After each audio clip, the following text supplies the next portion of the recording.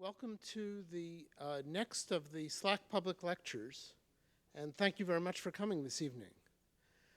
Tonight we're delighted to have Dr. Ryan Coffey from the PULSE Laboratory at SLAC in Stanford. Dr. Coffey did his undergraduate degree at the University of Arkansas and then went to UConn, the team ignobly defeated by the women's basketball team last night, I'm sorry to say. Went to UConn to do a PhD in laser physics. After that, he was hired by Phil Buxbaum, who was about to come out here and initiate the PULSE Laboratory, basically the chemistry dynamics associated with our large X-ray laser project, the LCLS.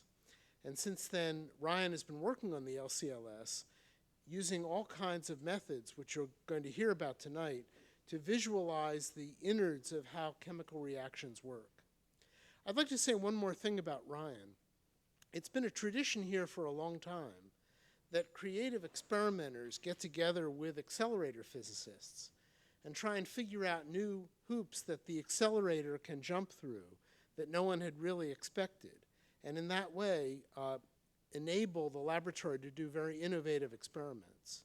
And I think Ryan is one of the people who's been continuing that tradition in the X-ray laser era. And in this lecture, I think you'll also hear about some of the crazy things that no one knew X-ray lasers could do until Ryan suggested that it might be interesting. So with that, I'd really like to welcome him. This is Dr. Ryan Coffey, and he'll tell you about quantum CSI.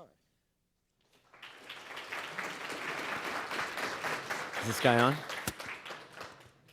So, which one is on? I guess you can hear me. Thank you, Michael, for the introduction. It's truly a great pleasure to be here speaking to you tonight. Quantum CSI. I hope that at least I can hold your attention for this hour. I don't really know what we're going to say about quantum CSI, but let's see if we can take this analogy a little bit somewhere.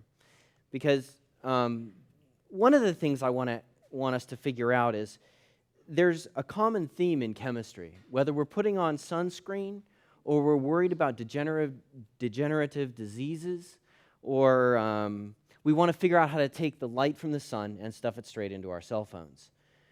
In the end, it all comes back to shape.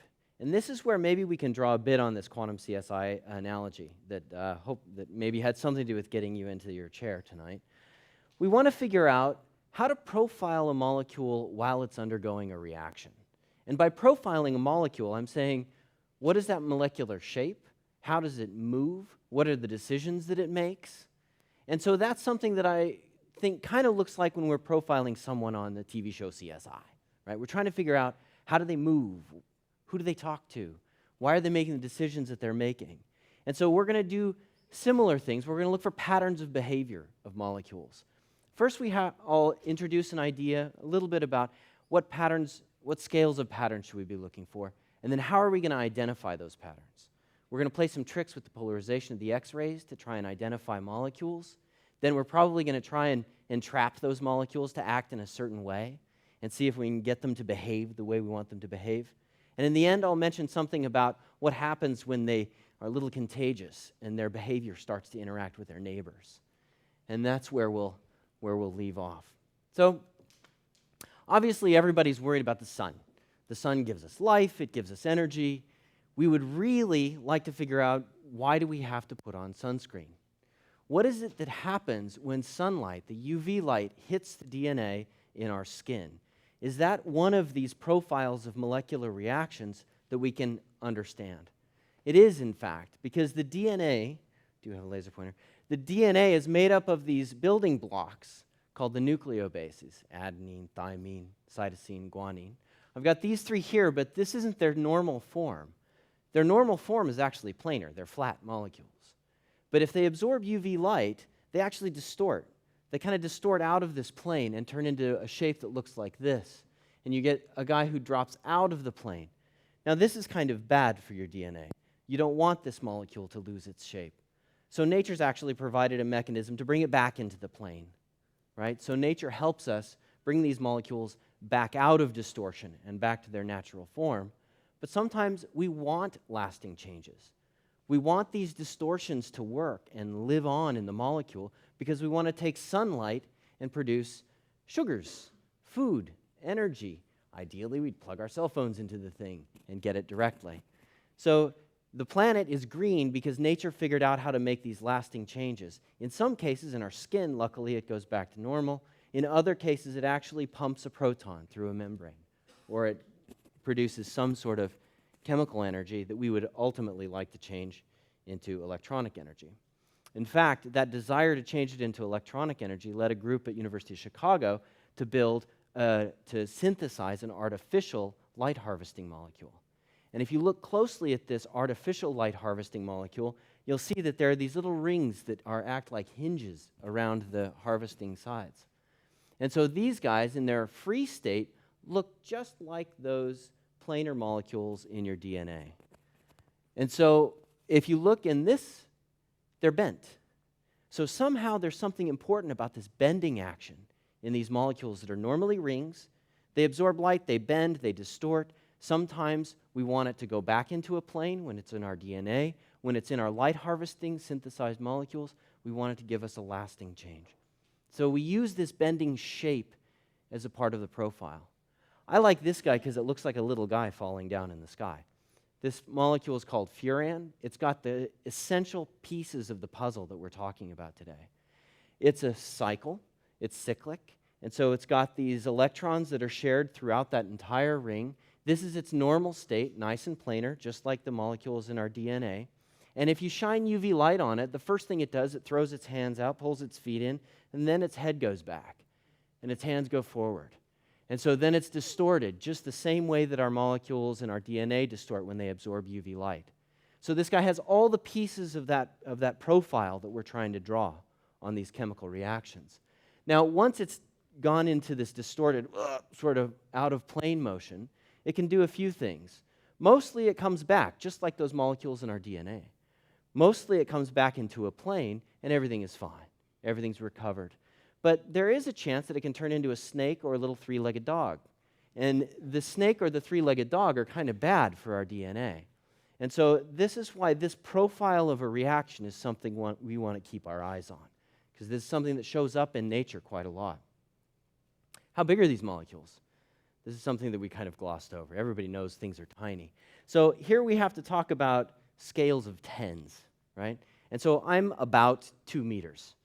If I stand really tall, I'm really 2 meters, right? So there's me standing right there. If you take something like 10,000 of me standing head to toe, then it would span the distance from this surface of the Earth through the diameter, right? If you took that stack of 10,000 me's and then took 10,000 of those and stacked them, you could reach the sun, right? So you have 10,000 of 10,000s of 10,000s of me's to get to the sun. If you could figure you go smaller than that instead of bigger than that, you would wind up at the size of the molecules that are in my foot, right? So there's that many molecules standing from the ground to my head, right? And so that's the scale that we're talking about when we talk about how big are these molecules that we want to understand, right? And the thing I want to point out is we've got this great machine here that produces X-rays.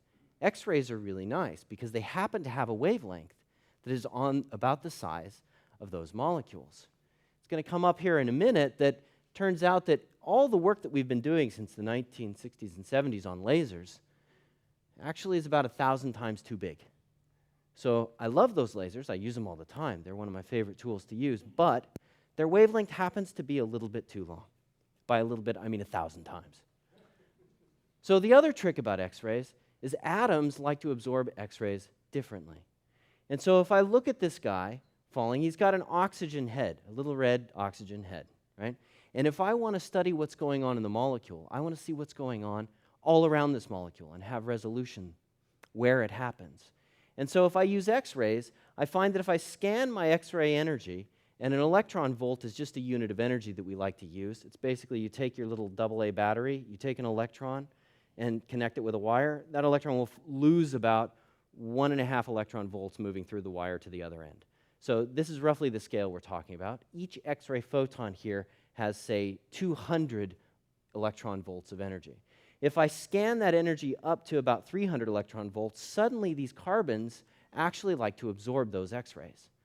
They absorb those X-rays because I can get just the right energy to take an electron from very near the core of that nucleus of the carbon atom and stick it into one of these electron clouds that's in the outside of the molecule.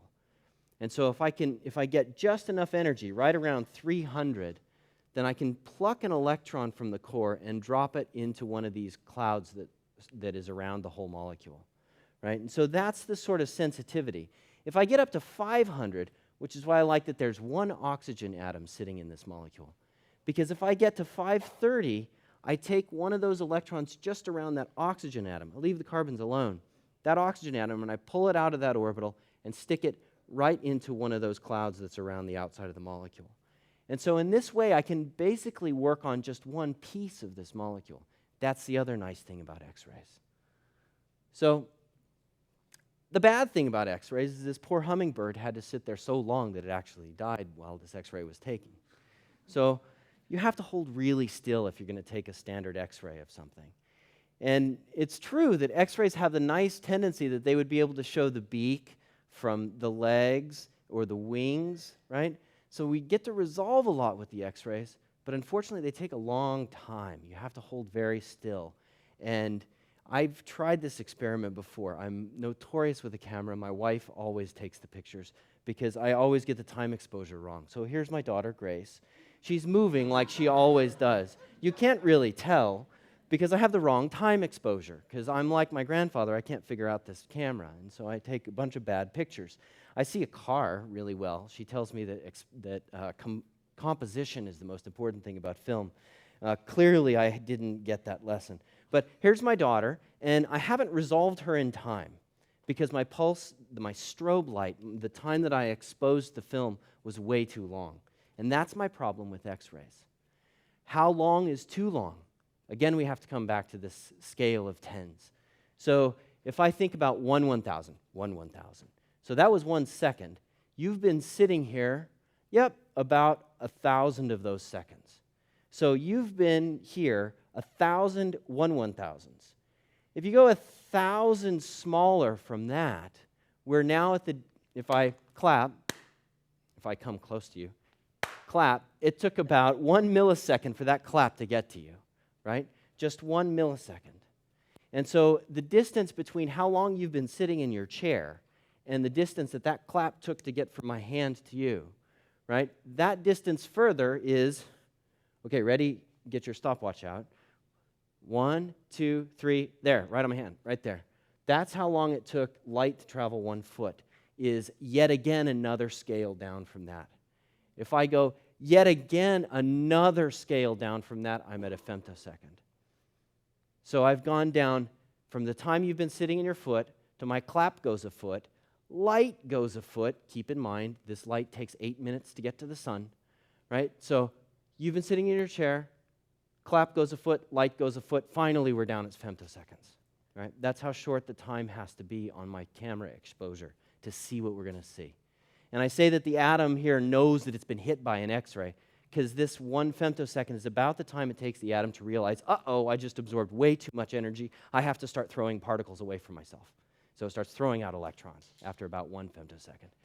If I look at these molecules, this guy, when I stuffed him with light or I pumped him with an X-ray, he threw out his hands in about the time of 10 femtoseconds. So the initial response of a molecule from going from its normal state to, I had to stretch because someone just shoved a bunch of photo energy into me, is about 10 femtoseconds. After 50 femtoseconds, you get this sort of out-of-plane distortion, and then a little bit longer, and the thing either recovers to its original state or has chosen snake or dog, right? So these are the time scales that we have to expose these molecules to, roughly a femtosecond to 10 femtoseconds. So those are the time scales we're interested in. If I could flash it with light, we have a laser. My graduate student, Nick, has this great laser in a couple of buildings over that produces 5 femtosecond pulses. But they're 5 femtosecond pulses in the visible spectrum. So that means that even though I can freeze the motion of the hummingbird, I can see these molecules move with this laser. Like I said before, it's 1,000 times too long of a wavelength. I can't actually see the molecule because the wave that I'm using to look at it is just way too long. So if I try and figure out what the cat looks like as she falls, I have no idea where her tail and feet are or where her head is. I can tell she was there, and there, but I don't really know any of the structure because I'm using a wave that is way too long to resolve anything. What I really want is the full structure. I went nuts on images, so we were supposed to not really use too many images from the internet. So we went out this weekend and I took some pictures of my daughter jumping. Again, this is Grace hopping at the Green Festival this weekend. So here she is. I can tell she's here, here, here, and here with optical light, but I can see all the details. So I got my exposure right this time. And so instead of exposing it and seeing a big blur go over this thing, I can actually see her hands go up. She brings them back down. Her feet suck into her chest, and then she jabs her feet into this pommel horse that she's jumping onto. Right? This is what I want to do for the molecules. I want their structure, and I want to flash them with a short enough strobe that I can see them as they move. And that's what I'm after. And so what I really want is not just a single molecule also, because I know that chemistry doesn't happen one molecule at a time. It's whole classes of molecules, clouds of molecules. It's flocks of birds flying around. I want to be able to see an individual bird. I want to see how one bird moves its wings when it's next to another bird, and how it alters its flight so that it produces these beautiful patterns of flocking birds flying through the sky. Molecules are no different, right? They interact with each other as they're moving around. That's the chemistry we want to learn about. And so that's what we need, something that can show us the resolution of a single bird, but gives us the whole pattern of the entire cloud of the flock.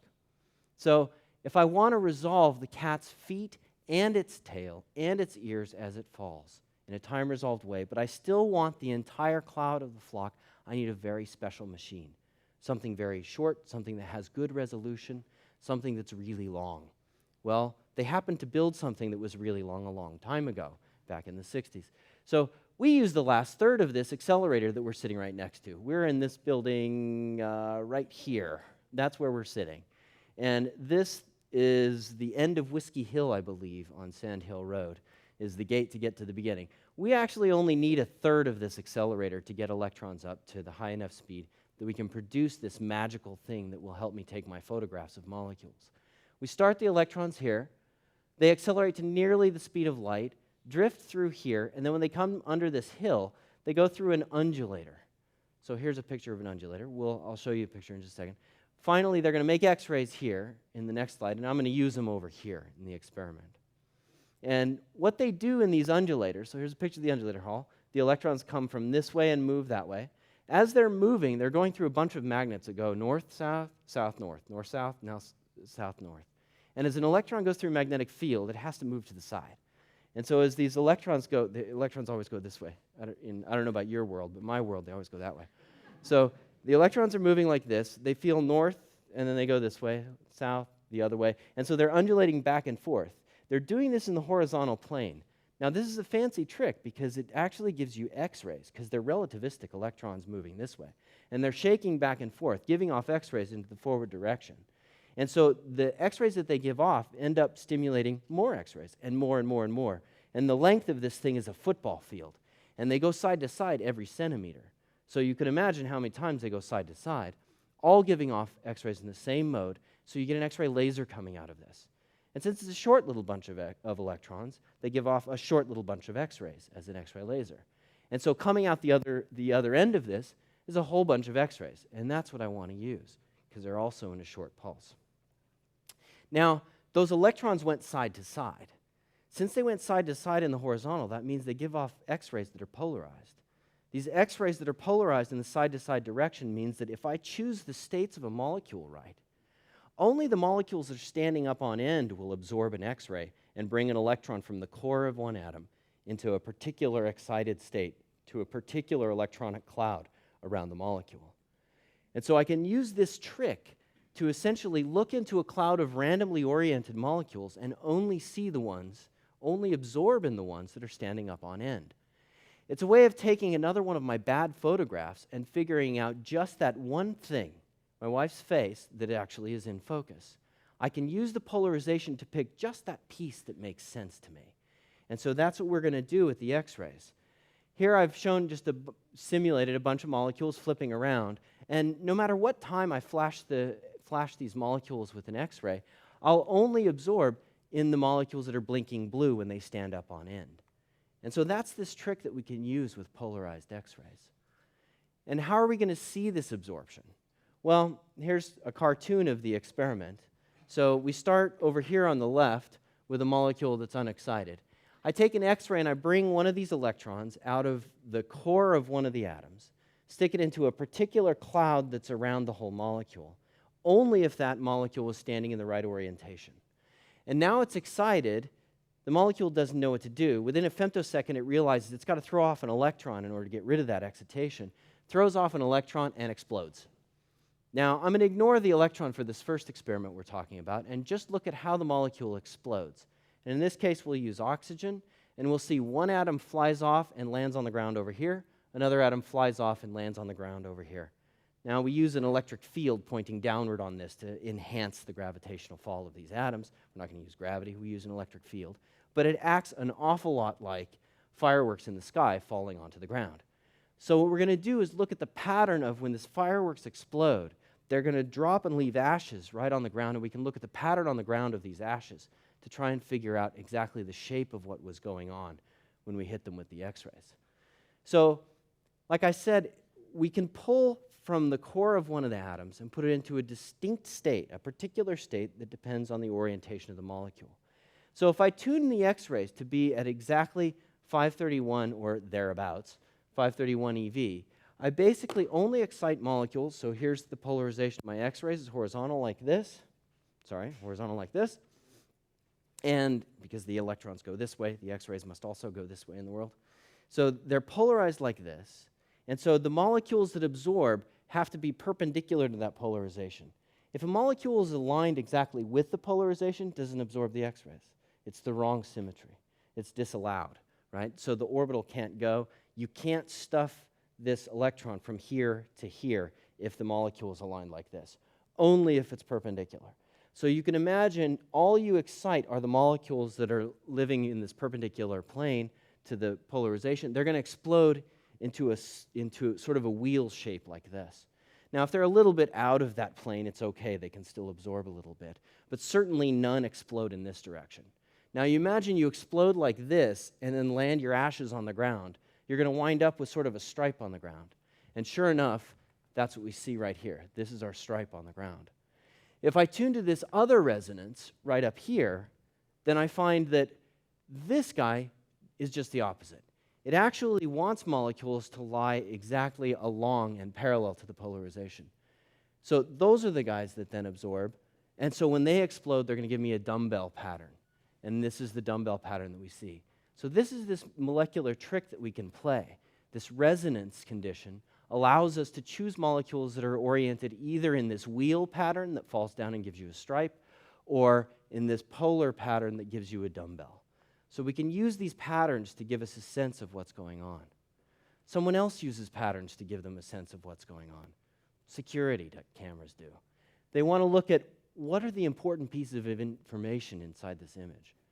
And so if I want to know that there's information here that I should be concerned about, obviously I'm not really going to care about the tree, but I guarantee you that the tree is also not going to move. So if I take 2 shots in rapid succession, I can get a sense of what moves and what doesn't move. And now if I know what moves between these 2 pictures and what doesn't move, I can decompose them into stuff that's uninteresting and stuff that is interesting. Things I should concern myself with, things I don't need to concern myself with. And well, maybe this guy standing there on his iPhone I should be concerned about. This is the trick that we can play with these patterns that we measure. If we can make a measurement in time, we can decide what's moving relative to what's standing still, and use that as our trick to understand these patterns. But so far I've only used a single X-ray pulse. And so how do I measure a movie with a single X-ray pulse? I need some start pulse and some stop pulse if I want to measure a difference. I need at least 2 frames, right? So I have to shoot and shoot again. And so you could imagine if I didn't send a second X-ray pulse through, my oxygen atoms would land sort of where they did before.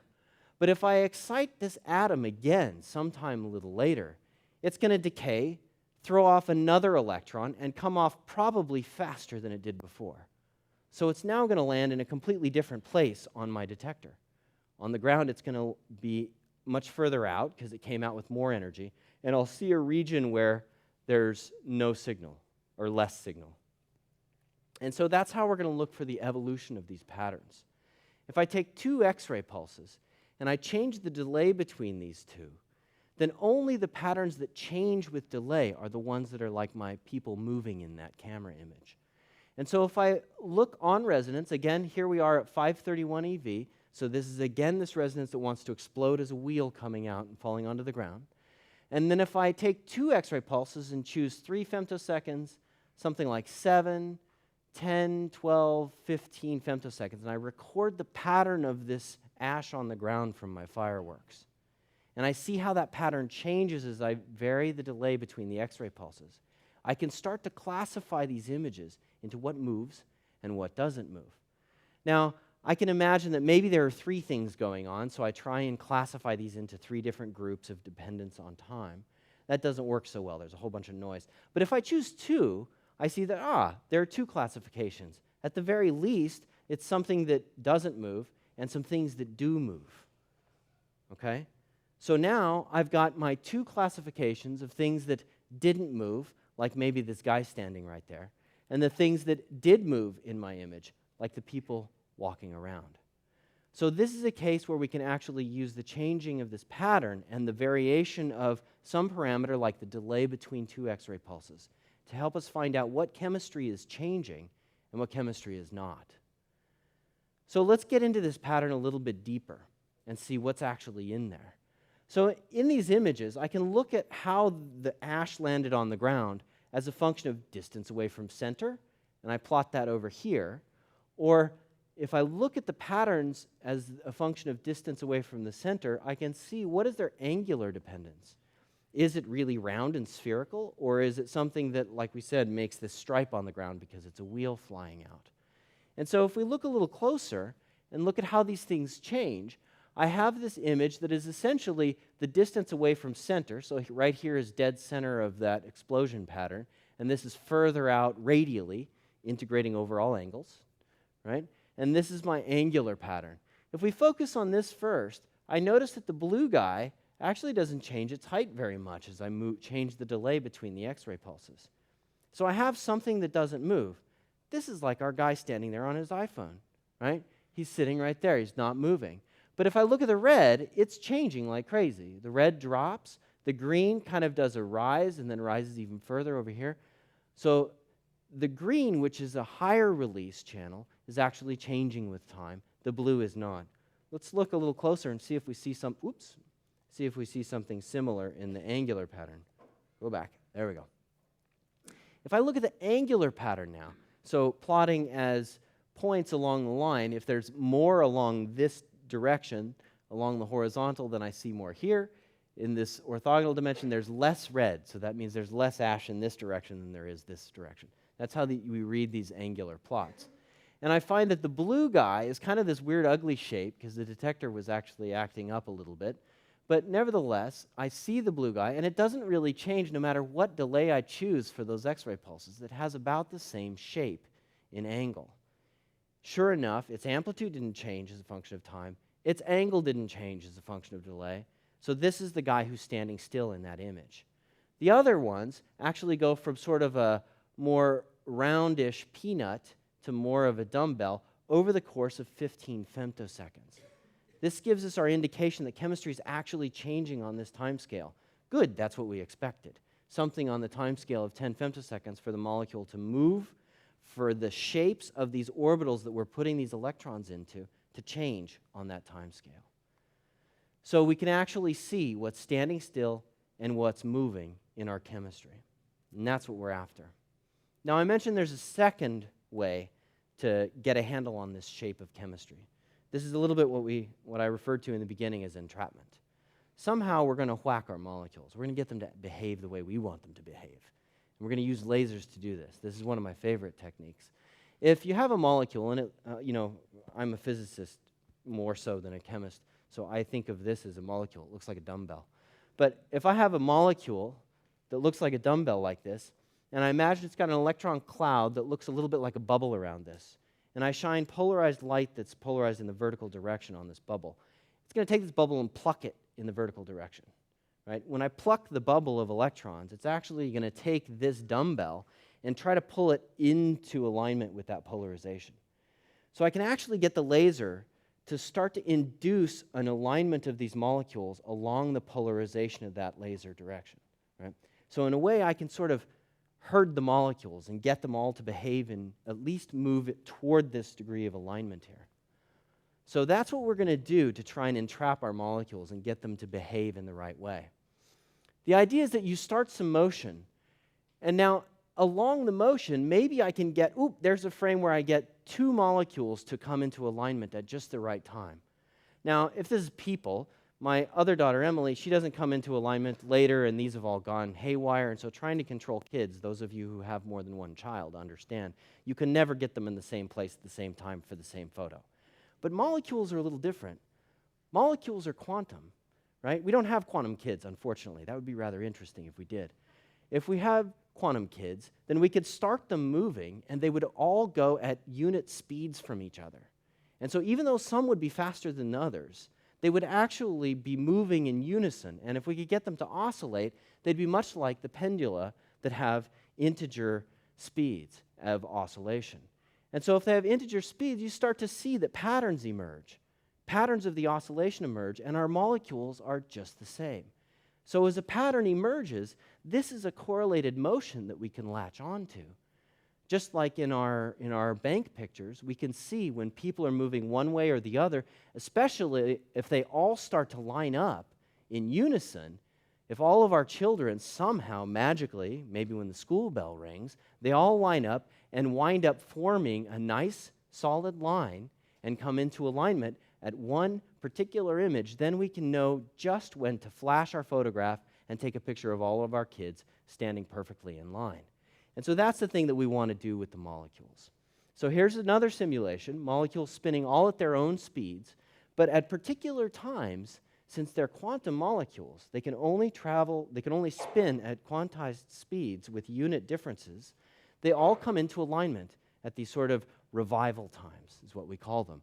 And so when they come into alignment, I'll play it again. When they come into alignment, I make them turn blue so that it's easy to see. So right here, I can flash them. I can take a photograph of them, and they're all standing perfectly in line. So in this way, I can sort of entrap these molecules to behave in a way that I want, and I know exactly when they're all going to line up so that I can make an experiment. Now, does this actually happen? Well, if you've ever noticed, you've looked at somebody through the air right above a flame, you know that the air kind of has currents and differences in index. And so we can use that effect to basically measure the molecules in air coming into alignment. This is an experiment we did a year ago where we took a laser, we aligned just oxygen and nitrogen in air, and shined another laser through that spanned a window in time. So we chirp out different wavelengths of our probe light so that we can basically record a short window and delay that window and slide it over these molecules. And just like the air sort of causes the light to deviate above a flame, the molecules all coming into alignment cause the probe light to deviate in either its transmission or its pointing, the direction that it points. So it gives me a way to measure actually that I can in fact make all the molecules, even just in air, come into alignment or an anti-alignment. So we actually can do this thing. We can make the molecules all behave like a herd. It's not just a simulation. This is actually data. And so we know that we can do this. Now, how are we going to measure it? Since I know I can make the molecules stand in a particular orientation, and only when they stand in that particular orientation, I can flash them with an X-ray, and I can excite them, and now they're going to throw off an electron. And so when I excite this, it's going to throw off an electron with a particular shape relative to that molecule. So now that I know the molecules are all standing up, I actually don't have to record them anymore. I can actually record the electrons, which actually tell me more information because I can get an electron from any one of these states when the molecule explodes itself. Each one of these states is involved in the chemistry that's going on when the molecule reacts. So I want to understand the shape of each one of these. And so that's why I want to focus on these electrons. So the idea is we come in with a laser pulse, make all of our molecules in air, well, it's actually in a vacuum system, but it's still gas of molecules. They all stand up straight, and then right when they're standing up straight, I flash them with X-rays. So I take an electron from here to here, and now I'm going to look with something called an electron spectrometer at the electrons that come flying off in the vertical direction, say. And from the spectrum, I know that each one of these different states will throw off electrons with slightly different energies. So when I record their energies, I can tell it came from this state, this state, this state, or this state. And since now the molecules are all standing up, I can actually measure the shape of this state, this state, this state, and this state. And so that's exactly what we did in this experiment.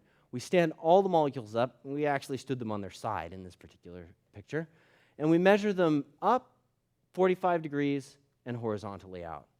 And each one of these pictures is a different one of this state, this state, this state, or this state. So as I look at the chemically interesting orbitals, as they throw off their electrons, I can see that some like to throw off electrons into the horizontal direction, some prefer to throw the electrons off into the vertical, and so this gives me a sense of what is the shape of these states that are involved. How are these different guys shaped relative to the molecule? And so now imagine in a couple of weeks, we actually have this detector that I've grayed out over here. We actually have 16 of these detectors that measure all the way around the circle.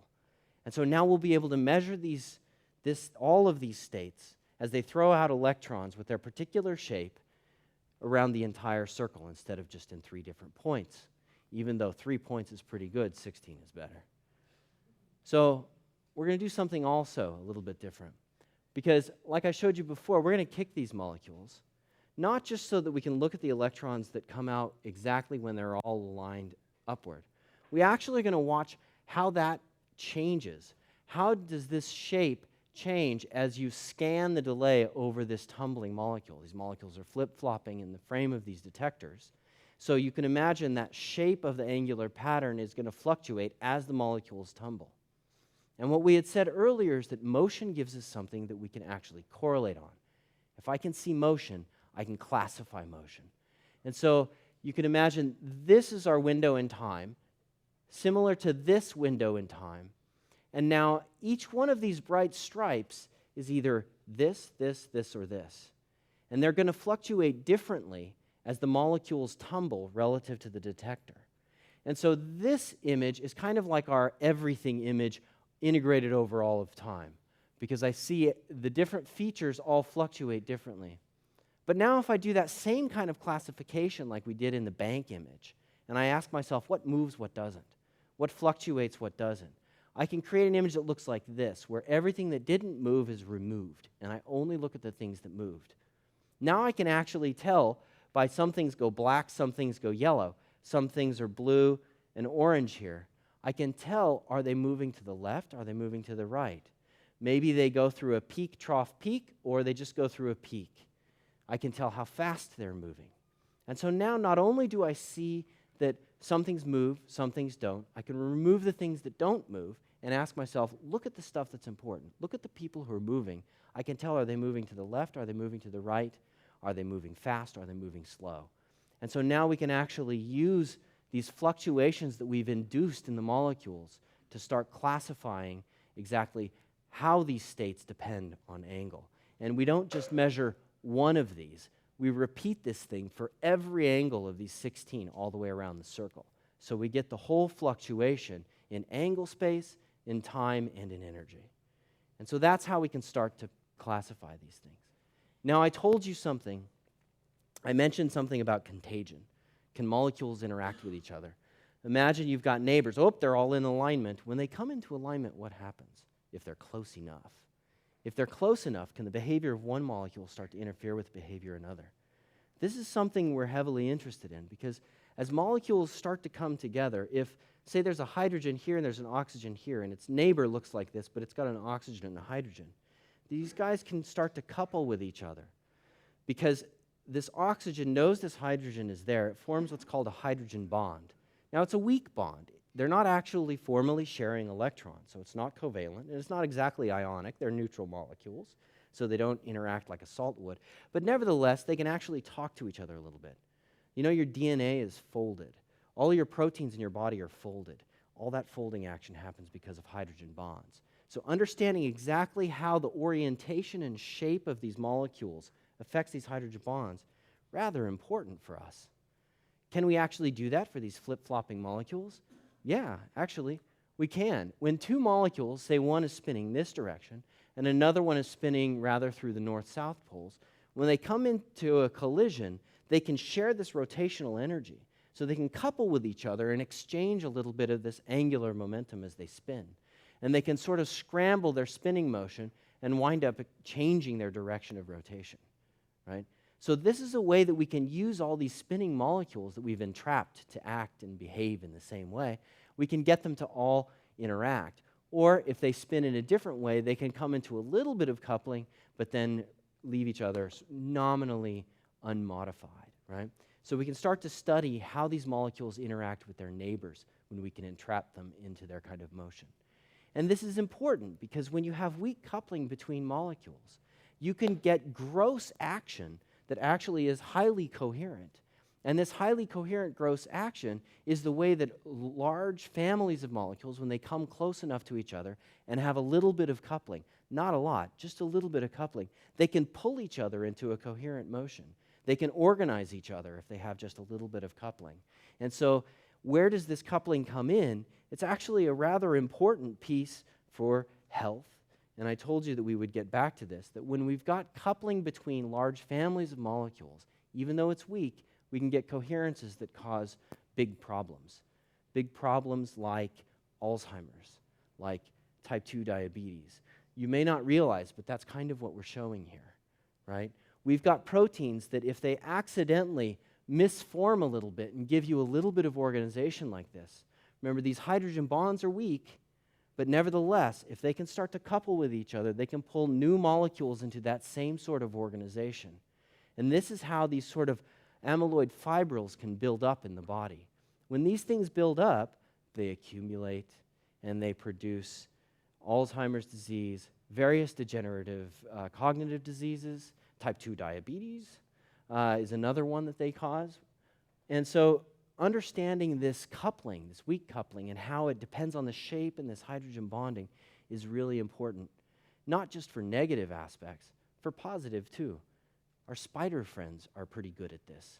This has a lot to do with the strength in spider webs as well, this kind of an organization. So if you wanted to understand the fundamentals of how this works, it might tell us a little something about how to engineer strong fibers in the future.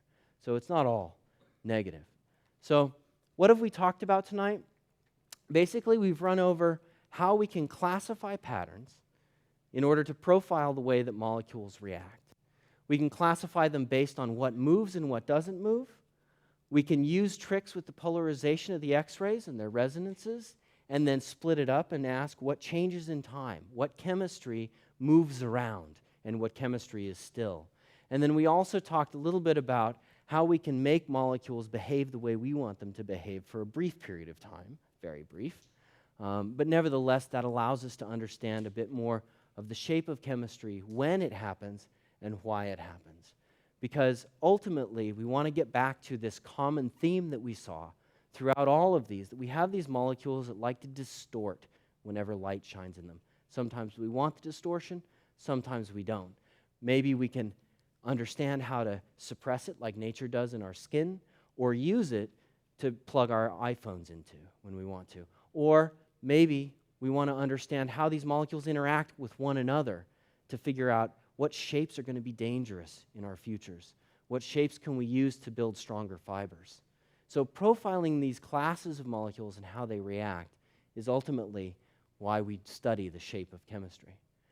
And it's a village that studies the shape of chemistry. It takes a whole lot of people to do these experiments. It's a big accelerator. And this is only a partial list. But I have to say that the real core team, which gets me to work every day, is the group, the heavily caffeinated coffee group, 2 members of whom are sitting here. We've got Marcus Ilkin, Anton Lindahl, Nick Hartman, and Wolfram Helmel. And so I have to say that they're the reason that keep me coming into work, because it's just fantastic to work with a group like that. So, and it's been fantastic talking to a group like this. Thank you very much.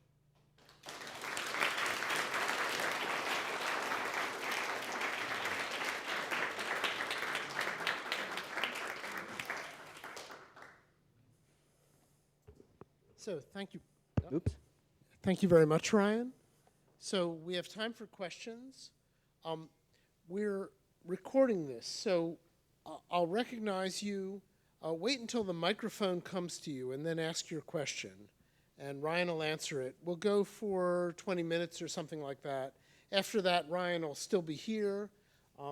These people holding the microphones are people in this picture, I think. So they will also be able to answer your questions after we're done the public session.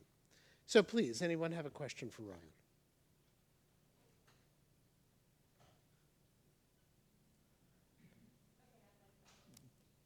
Uh-oh. Oh, that's cheating.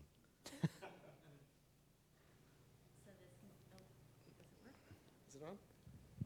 I can talk really loud. There we go. So, when you were talking about the X-rays and amplifying as they go down their path, what keeps all of the wonderful physicists that are working on this project for a long period of time from turning into that poor hummingbird? Spoken like a true wife. Thank you, sweetheart. First, I'll start with, you said you only wanted 2 kids. We've got them. So we're safe. What keeps us safe from all of these X-rays that are coming down the pipe? Lots of lead. Lead that we're encouraged not to suck on or lick. So, honey, I promise you I don't touch and work on all this. Yes, we're perfectly safe. Right. Lots of lead. Lead keeps us safe.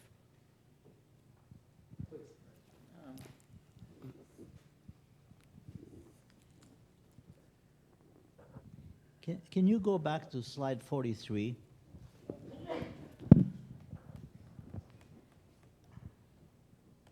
Maybe. That's a lesson. Never put numbers on your slide. Right.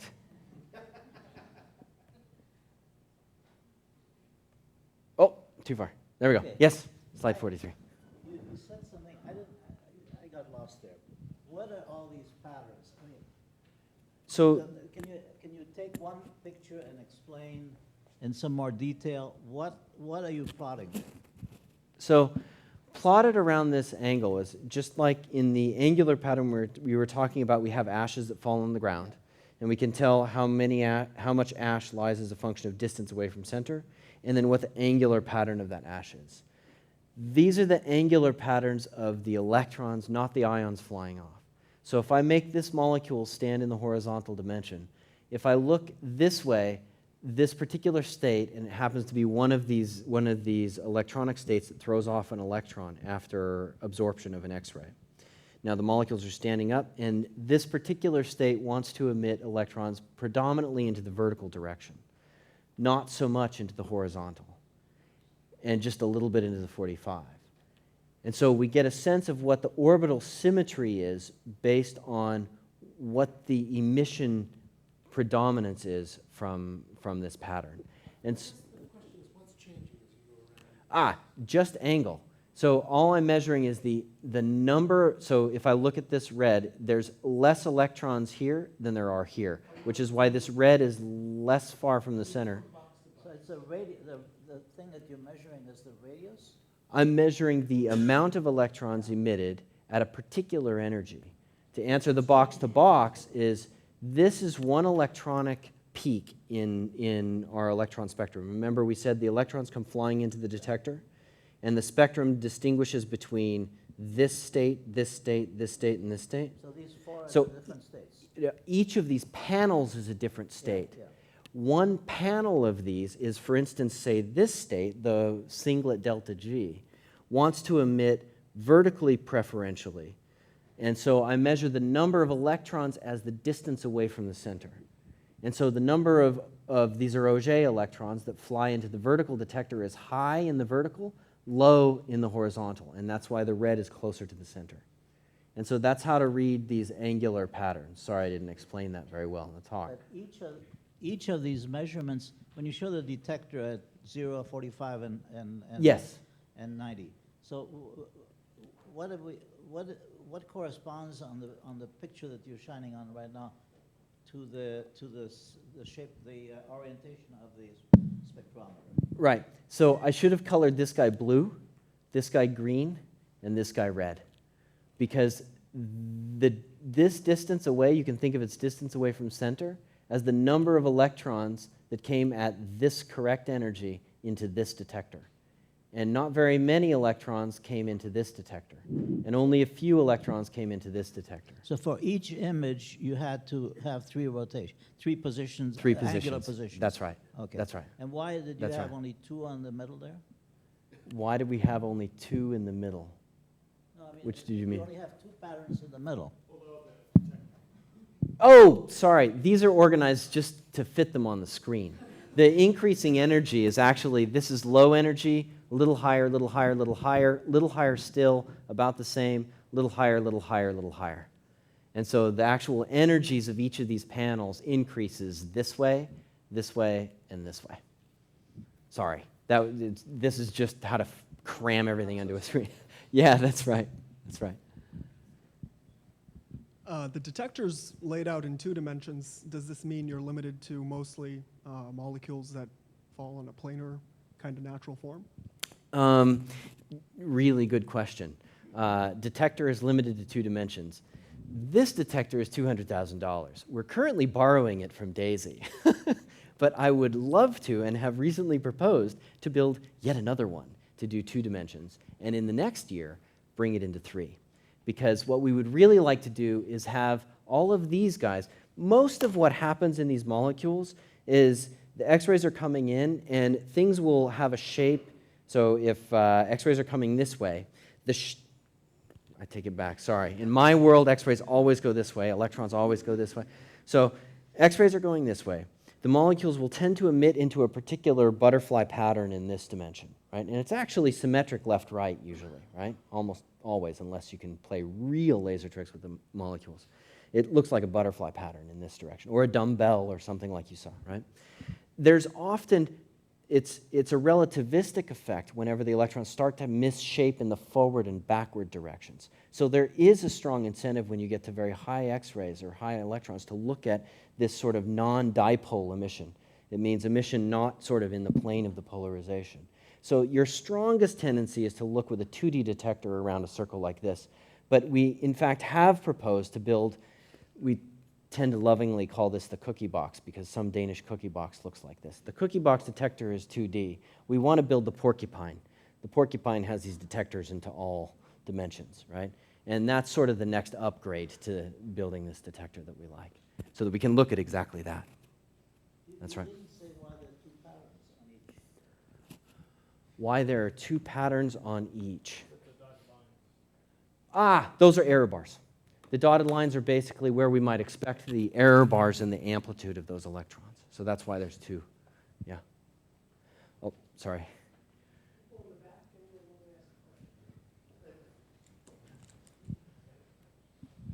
A quick question. Are there computer simulations that are able to predict the measurements that you're measuring? For hydrogen, yes. For nitrogen, yes. For oxygen, it's getting tricky, right? It's an open shell system, so actually I went to the theorist and said, hey, we're proposing this experiment that we get to do in 2 weeks. We're going to study oxygen for you guys, and then we're going to study CO2 and some more complicated things that we actually want to really understand. And they said, ooh, do you really have to do oxygen? I'd rather you do nitrogen. And so, yeah, in principle. But the molecule like that Furan, forget it, right? That's where things really go haywire, right? So the systems that it's kind of like an experimental program that we're trying to develop so that we can rely a little bit less on theory and a little bit more just on how experimental signals fluctuate. Because the more you get further away from hydrogen and nitrogen, N2 and H2, things start to fail in theory, right? Is that because the complexity is so high that modern computers aren't fast enough to compute what ought to happen? Or have the rules not been established accurately enough? It's a many-body coupling problem because you have a lot of electrons that are all interacting together. And so as soon as you've got more than a few electrons, you start to have to do these weird theories that sort of treat some of the electrons as sort of a mean field, or you treat them as a density that moves around, and so you're not identifying individual states.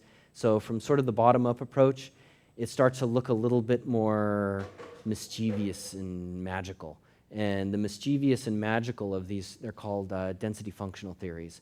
There's a lot of parameters you can tweak. So people do use heavy computer modeling to try and understand how the electrons might move around in these molecules. But they're really finicky. And if you tell a physicist that your theory is a little finicky, it makes a physicist nervous. And I'm one of those physicists that's very nervous. Sure. Yeah. So, I mean, there's another way to think about this, which is you're trying to build model on a computer a structure. So think about a bridge.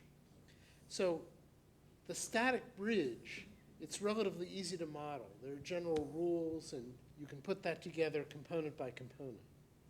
In these experiments, it's like you're kicking out some of the struts in the bridge, and you want to know what happens. It's at a higher level of complexity. And I think the theorists hope they'll get there, but they're not quite there yet. So in this business, theory and experiment move together in a certain way. The experiments pose more problems, and then you have to develop new methods in theory to be able to answer them. But this is where we are now. Yeah, that's right. You guys, both of you need to, yeah? I appreciate these really short pulses, and I'm kind of curious what the nuts and bolts are making these short pulses. It's really fun to make these pulses. This was basically in my graduate school. I had, my professor said, I have a laser, we're supposed to produce 30 femtosecond pulses. It doesn't work. Here you go. Locked me in the lab. It was so much fun figuring out how this thing worked. Basically what you do is you take a really long single color laser, you shine it into a crystal, so that now that crystal will want to emit light in a very broad spectrum. We use titanium doped sapphire crystals. And into that, you can actually sort of trick the laser into realizing that the cavity that you've built around this crystal would want to laze, it'd want to produce a laser because you have to have feedback. If I make perfect feedback, it would give me just a single color laser. But if I can actually, in these laser cavities, you use curved mirrors on the ends. If I detune it and make it kind of ugly, right, and it doesn't really work very efficiently, then I can make it not want to work as one of these lasers. But if it realized that it could actually laze on a bunch of different wavelengths at once, it would have such a high intensity in the crystal that it acts like a little bit of a lens, and now it makes your detuned cavity look correct. And so now you have to just whack the thing to make it realize that, ooh, it wants to run in this very broadband, short pulse, high intensity mode. And so quite literally, I would take my physics of music lab class into the lab, and they'd see a laser running kind of poorly in a single color, and then you just whack on the box, and the thing would just boop, and give you pulses out that are short pulses, 30 femtosecond pulses. And so it's really beautiful to see that, because your laser looks like a laser pointer, it's got all this speckle, and then when you whack on the box, now it no longer has any speckle, because it's very broadband, it's roughly 16 femtoseconds long. And now you have a problem of amplifying that to get it up, but that's a different story entirely. We use tricks with chirping the light out and stretching it and then amplifying it stretched out so it doesn't damage its own crystal in the amplification, and then recompressing. So those are the tricks in the optical that we use. In the X-rays, it's actually very easy. This free electron laser is incredibly flexible. So all you have to do is just make a very short bunch of electrons. And since they're going relativistically, the electrons sort of don't feel each other forward and backwards. They only sort of feel each other to the sides. Is that right? Did I get my relativity right? Yeah, roughly. So they basically lens contract, and the Lorentz contract, and they're flat in a pancake, and you can get a really you can get a lot of electrons into a small pancake in this dimension. And so this dimension can be short, and therefore it only gives you a very short burst of X-rays, and that's basically how you do it with the FEL. Works like a charm. Wait a minute, we have one more that's been waiting for quite some time. Sorry, do you mind? Yeah, go ahead. Sorry. So back to this figure, actually. Yeah.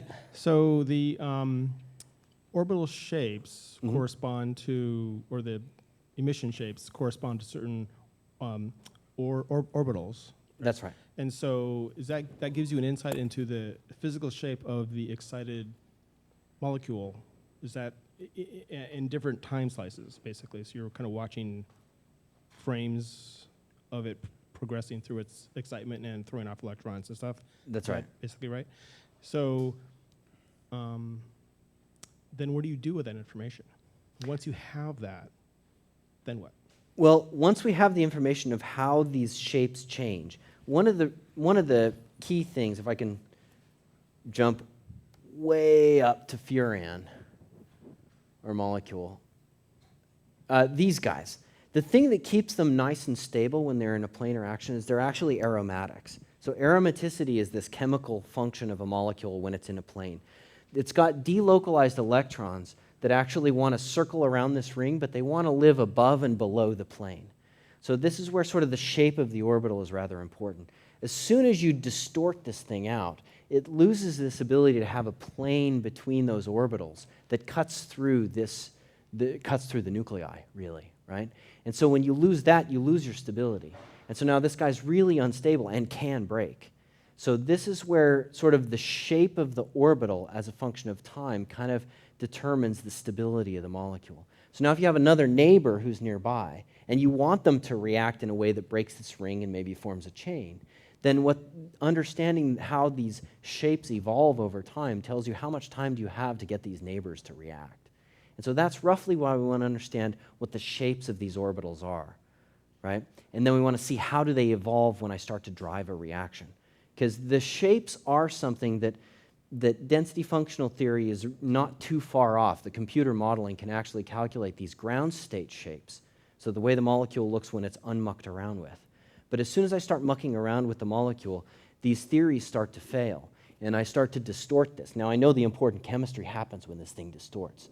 So the ultimate goal is to see how do these shapes start to change when we start distorting and watch that evolution of that, right? So that's roughly where the shape comes in. Can you shed some light on the tools and processes used to learn and analyze the patterns that came out of this? So learning and analyzing the patterns, right now we're sort of just coming out with it. I don't know where we are.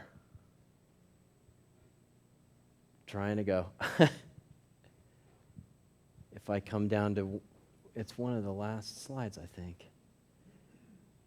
So the patterns that we've been, so here we've done what's called independent component analysis. I'm looking at which components vary together with the others. And so this is basically a flavor on principal component analysis.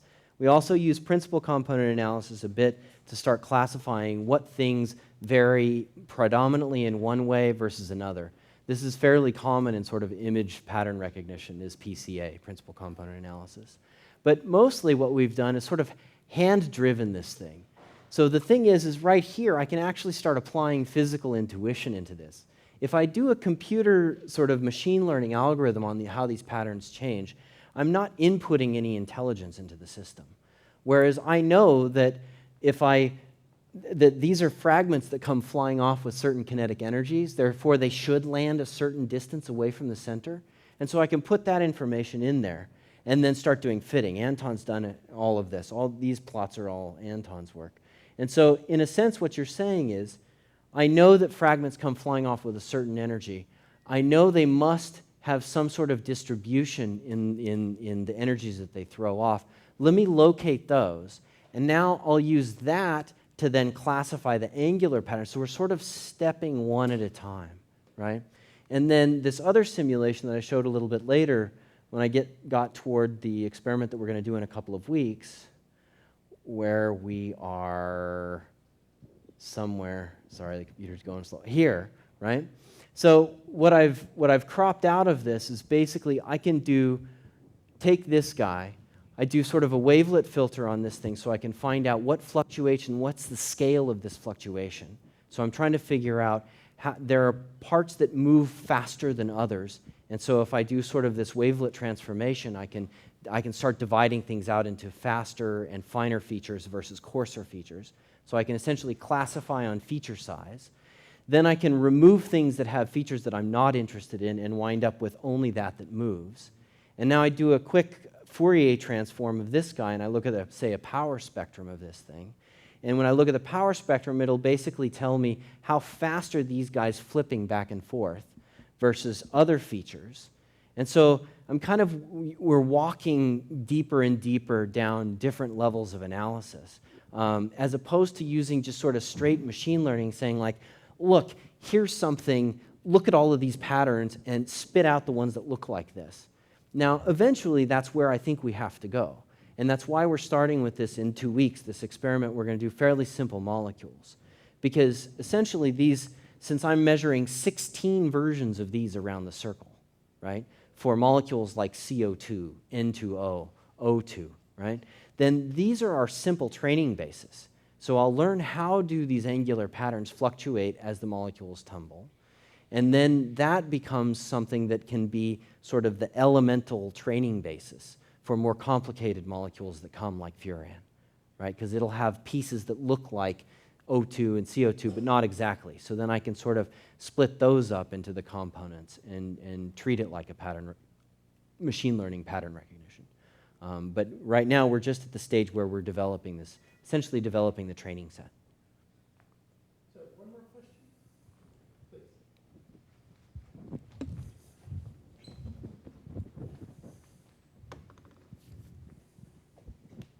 What's the largest and messiest molecule you anticipate being able to study? Because you started with DNA and you ended with amyloid beta-pleated sheets. So, I mean, what do you anticipate being able to do something really large and messy?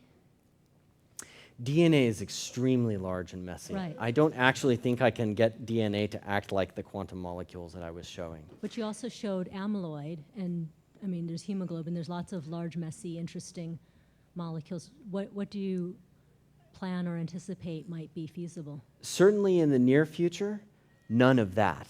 Right. Right? We're basically looking at what I'm trying to do is break down that the DNA to me is a mess constructed of things that look like Furan, right? And so I want to understand Furan. And if I can understand Furan, then I'll take a step and start looking at what does guanine look like, Right. what does cytosine look like. When I start getting these guys to hydrogen bond, now I'm looking at what do these dimers start to look like.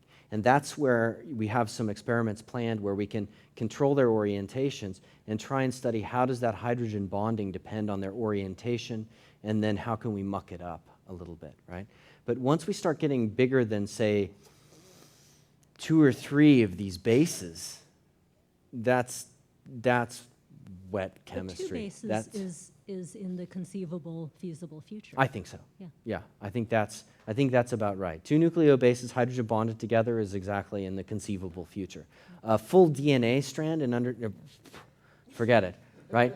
But understanding why these hydrogen Explains. bonds, at least in 2 or 3, right? And then maybe we could come up with some strange form where I can shine in UV light or something to get these hydrogen bonds to break and then cross-link with each other to simulate this sort of misfolding in DNA that pulls them apart. So this kind of detach and reattach with each other or cross-link with other ones, I could maybe imagine having something reasonably small that we could study with something like this. And it's planar. And it would be planar, that's right. That's right. Well, Ryan, thank you very much. Great, thank you, it's my pleasure.